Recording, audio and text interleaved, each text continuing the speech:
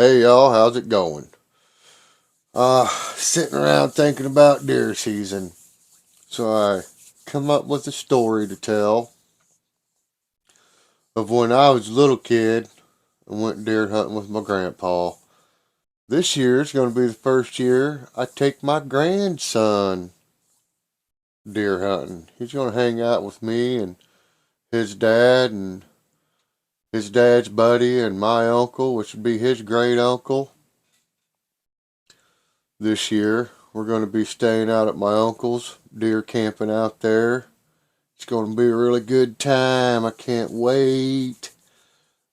So, you want to hear a story about when I was a little kid and went deer hunting with my grandpa? Go get your popcorn, get your snacks.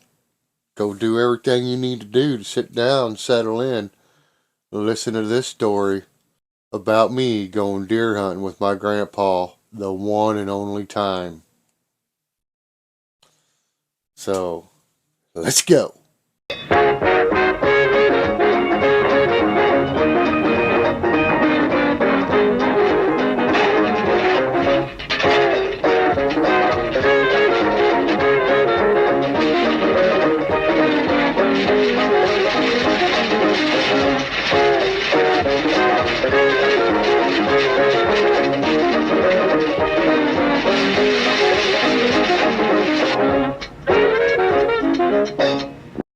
Alright, I want to tell everybody thanks for subscribing, liking, and coming back and watching this video right here.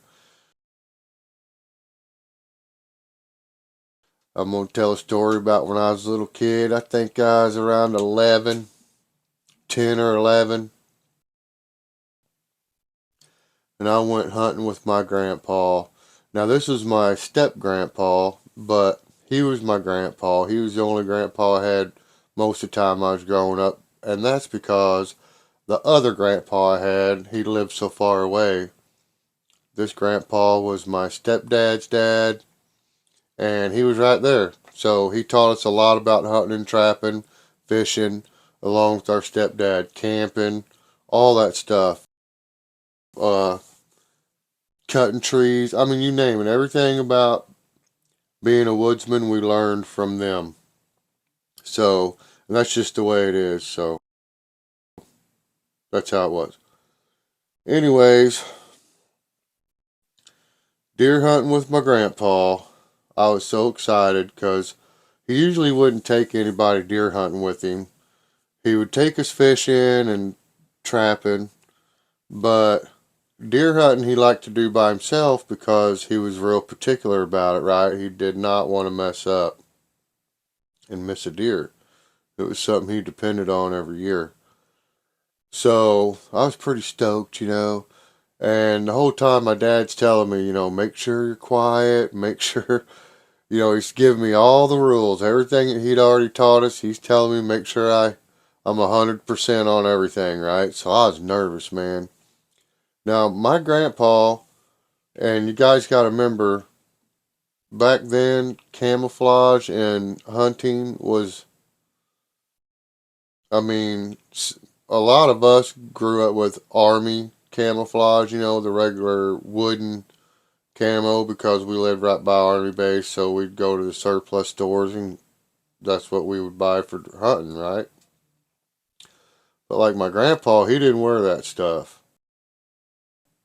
So he wore red and black plaid shirt, hat. I actually have the exact same hat that he used to have. Uh, and that was something I remember. He never wore orange. He didn't care if he got in trouble or not. He never wore orange. But anyways, here and there. Uh, but yeah, just like in Norman Rockwell paintings, you know what I mean? He was the blue jeans, red and black flannel shirt and hat. So I was pretty stoked about going deer hunting with him. And I knew this for a couple weeks, so I was so jacked up. I was getting everything. My stepdad got me a rifle. I believe it was a Winchester 30-30 that I was going to use, lever action. I have one of those too, same exact one. Not the same gun, but same exact model and version. Anyways, the day comes around, right? So I couldn't sleep, could not sleep one bit, man. I was so excited. You know, you're 11. A lot of you guys out there, and even gals that grew up that way, you know what I'm talking about. And it's coming for me about, well, by the time this posts, probably 7 days. So a week, and it's going to open, and I'm taking my grandson deer hunt. Man, I'm excited about that. Of course, I'm already going to be there for like 2 to 4 days, I think. Probably 4 days before he shows up. But we're still going to have a good time because he's going to be there another 4 or 5. Anyway, just going to be a good time. So, he comes and picks me up. And I still remember exactly where we went and everything. I know exactly where we went. And I never went there. I never went back there when I was a kid growing up. And it was right just like a couple miles from my house on some national forest property. It wasn't a place you would think would be that good of a spot to deer hunt, but it was. It was a real good spot to deer hunt.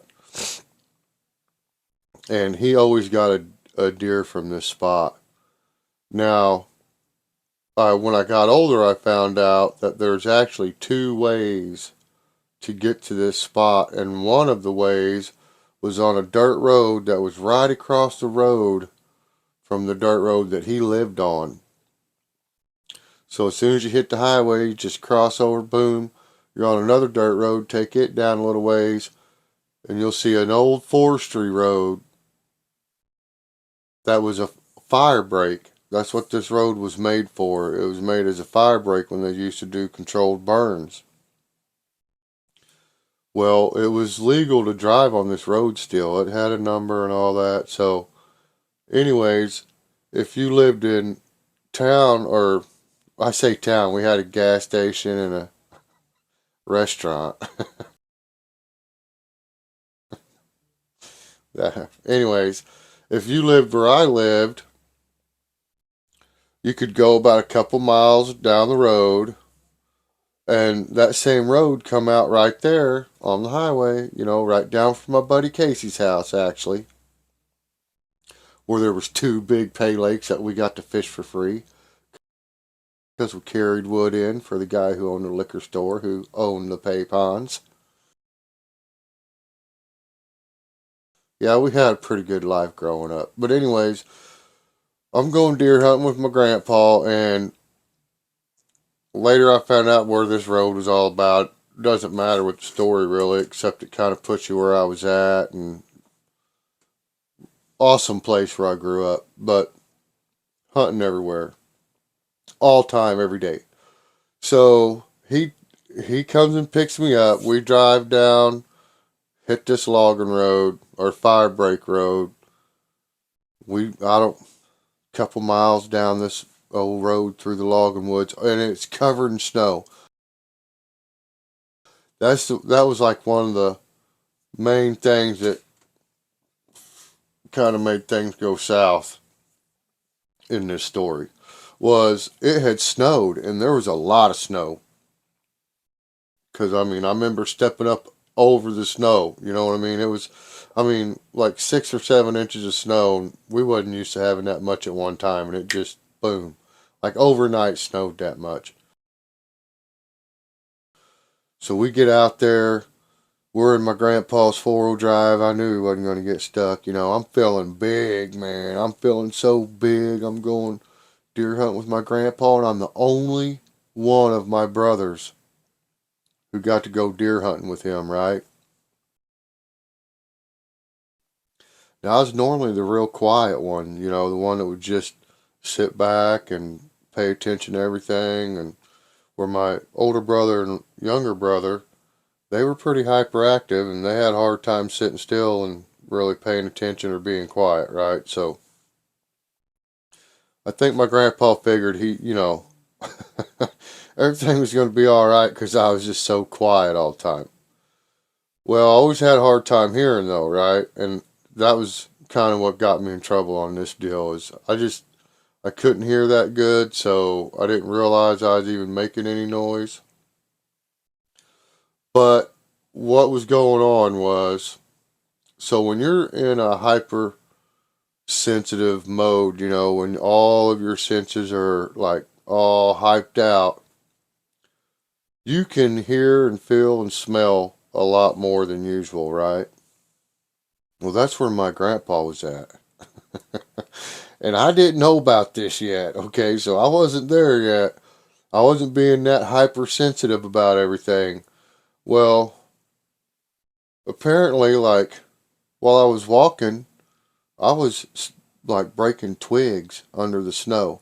And you got to remember, I can't see the twigs because they're covered in snow, right? So you can't see them, but you could feel them just like right before you stepped on it. You know what I mean? You could feel it. But I wasn't paying attention to that. I didn't even know. So, uh, anyways, every time one of them twigs would break, my grandpa, he'd stop and he'd look back at me, man, he'd give me a hard look. You know what I mean? He'd be looking hard at me like he wanted to say something, but he was trying to be quiet too, right? So, anyways, we got out of his truck and we started walking to where his tree stand was at, which was also an illegal tree stand, which I found out when I got older that you're not supposed to have them kind of tree stands on national forest property. But anyways, this place was way out there deep thick. It was hard to I don't know if anybody would have ever found this spot. I don't know how he found it. But there was a pond. And it wasn't a very big pond, but it was big enough to hold water, but barely big enough to fit a car in. You know what I mean? It was a little pond. But it held water, and I never knew that pond was there. And we'd been down that road on dirt bikes before. So I was like, that's pretty cool. I didn't know that pond was there. Now, there's no trail to it or nothing. So my grandpa just knew how to get there off of this logging road. Well, while we're walking to it, and I can see the pond, and I can see the tree stand. And I mean, we're going so slow. We're walking so slow. He's moving like slow motion, right? And I'm mocking everything he's doing. Whatever he's doing, that's what I'm doing. Well, about halfway there, he got tired of me stepping on the twigs, right? And he turns around and he tells me, step in my footprints, walk in my tracks. That's, I think, exactly what he said. Walk in my tracks. I was like, oh, okay. The old light goes off. You're like, should have been doing that already. You know what I mean? So I start walking in his footprints, and it gets quieter, and I'm not getting in near as much trouble now. Now, once in a while, I guess I break a twig that he didn't put any pressure on, and I just put all my weight on it because I was still getting looks, but I wasn't hearing it, but I was feeling it, right? So I knew I was messing up. So I'm trying to mock him. I'm trying to be perfect. And I think everything's smooth. I can see this pond. I can see his tree stand. So I know where we're going now. We're almost there, man. We're close. And then I stepped on a twig. Couldn't believe it, man. And I heard this one. So it was loud. It was like snap, and I froze up. And I looked up at him. And he turned around. And I mean, whoa, jab slapped me right upside the head. Cold cocked me. He said, and my grandpa, this is another thing, he didn't cuss. He didn't cuss too much. Only if he's mad did he say a cuss word. He said, damn it, boy, I told you to be quiet. He said, that was the biggest buck I ever seen. I was like, what? So you gotta remember, I'm a little guy. I'm walking right behind him. I'm staring at him. I seen the pond, but I'm looking at his back, and when he's taking a step, I'm taking a step, and I'm trying to, you know, I'm not paying attention to nothing else. Well, when I stepped on, not hit, when I stepped on that twig and it snapped, apparently there's a buck bedded down somewhere on the other side of that pond or beside that pond, real close to his tree stand. And now that I'm older, I got a feeling that he probably would have jumped that buck too because of how close it was to his tree stand. He would have jumped it too.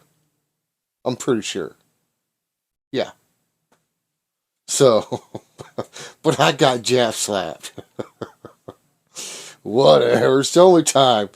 Okay, two, clarification. The only time that guy ever got mad and put his hands on me, and we messed up a lot. I mean, we messed up a lot, and he would always tolerate it and talk to us, and yeah, that's the first time he ever put his hands on me, and the last. He never did it again, neither. He felt real bad about it. But he did tell me he'd never take me deer hunting again. And that deer, he said he swore up and down, was the biggest one he'd ever seen in his life. And I don't know if that's just because we spooked it off, or I spooked it off, or if it really was the biggest one he'd ever seen in his life, because he was pretty mad. But I never did get to go deer hunting with him again. He was serious. He never took no one deer hunting with him again, and he kept going back to the same spot to kill that same deer, and as far as I know, he never did. Now, I will tell you this. The area where this happened, a lot of giant bucks have been killed in this county. A lot. And maybe even a couple records. So this really could have been the biggest deer he ever seen. But the fact that he never seen it again, I mean, I didn't scare this thing plumb out of the county. you know what I'm saying? It never came back again. Okay, whatever, Grandpa. But he did teach me a lot about trapping and fishing, and he showed me one time he would get bloodworms, and he'd take a hypodermic needle and he'd fill them full of air and fish with them so they'd float. It's a good idea. It works. It works. But if a game warden opens your tackle box and sees hypodermic needles in there, you're probably going to have some splaining to do. Right? He's not going to think you're blowing up worms. So I don't suggest doing it. Don't do it. But he did teach us that. And trapping, all kinds of trapping. I used to love going trapping with them. And I did go trapping with them a lot, more than my other brothers. And I think it's because he knew how serious I was. I learned everything of skinning, tanning, stretching hides, cleaning hides, every trapping set you can think of, and some that aren't even in books. Yeah, he taught me a lot. And that's what he did, though. That's how he lived. I mean, that wasn't a hobby. It wasn't something my grandpa did, for fun or to stay in shape.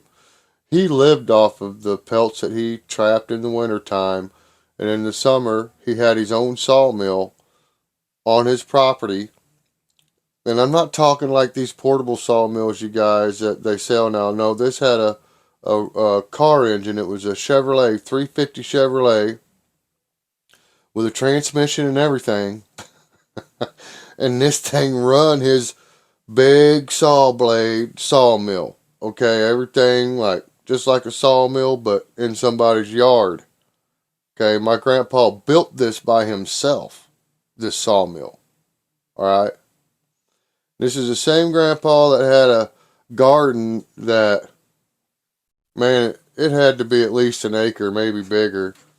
And all summer into fall, even after school started, sometimes we'd have to get off the bus at his house on Friday, and we'd spend the weekend at his house weeding that garden and take care of that garden because everybody benefit off this garden. So he was a logger, he had a sawmill, so he did his own logging. He had coon dogs, and so he coon hunted with dogs and cow hunted with dogs, and so we lived around that kind of stuff all our lives, pretty much except for when Mom took us to the city a few times, and that never worked out. But then a honey tree. We come to his house one weekend, Grandma and Grandpa's, and 'cause we had Grandma too, and anyways, she's diabetic. That's where the okay, yeah. So Grandma was diabetic, and that's how my grandpa got the hypodermic needles. When she'd throw them away, he'd get them and use them to blow up worms. All right, so just to explain that, but we come to his house one weekend, and he said, "Boys, come here, come here. Got to tell you something." And so we go walking over, and we're like, "What's up, Grandpa?" He said, "You see that tree right there? Looks like a log standing up." We was like, "Yeah." He said, "Stay away from it." We're like, "Whoa, why?"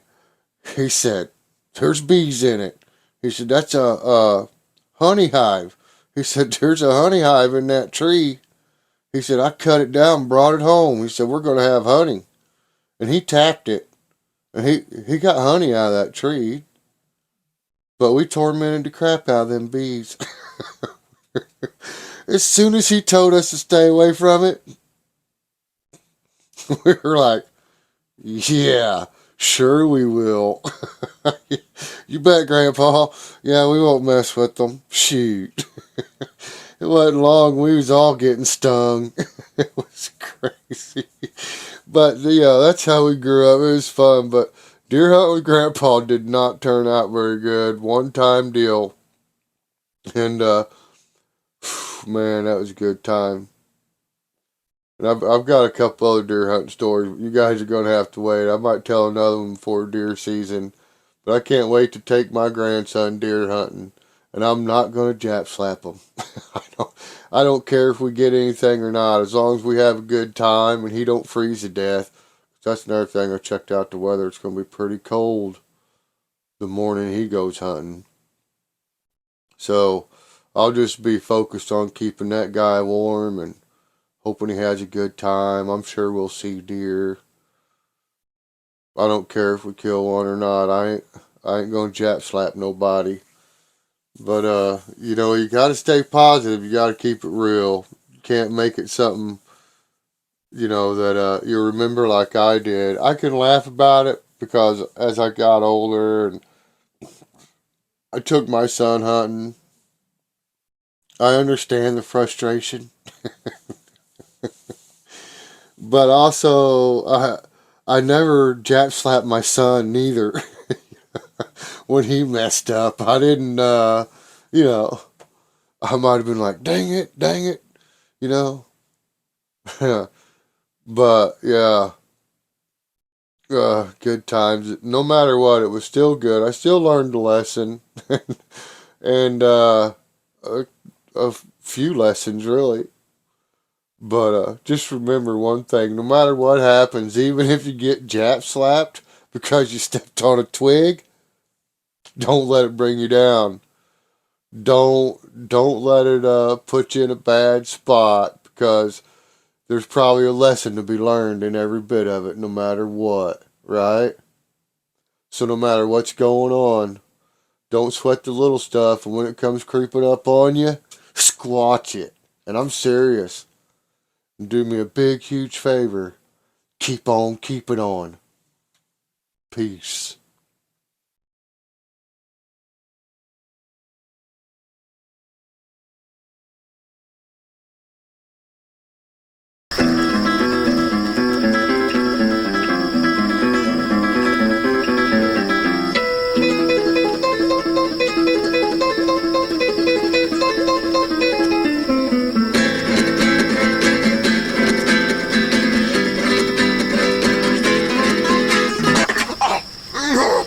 that.